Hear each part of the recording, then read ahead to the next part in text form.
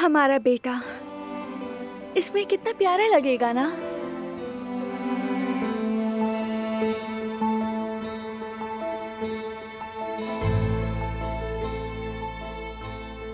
हाँ वाकई।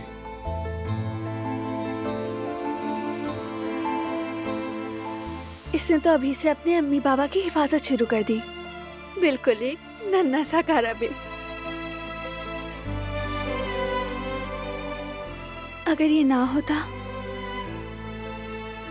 तो शायद मैं इतनी हिम्मत कभी नहीं कर पाती। मेरी बीवी हमेशा से ही बहादुर रही है और मां बनने के बाद और भी ज्यादा हिम्मत वाली हो जाएगी। चलो बहुत हुआ, लेट जाओ, थक गई होगी।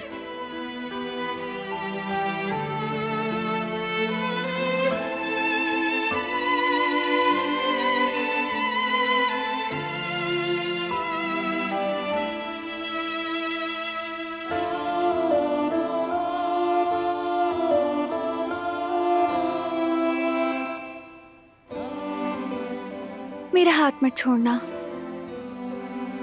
नहीं छोड़ूंगा, यही हूं मैं।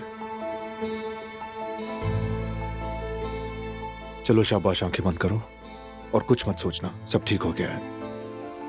अब खूब आराम से सोना, हमारे बहुत अच्छे दिन आने वाले हैं। एक नया आगाज, एक नई जिंदगी हमारा वेट कर रही है। तुम, मैं और हमारा बेबी,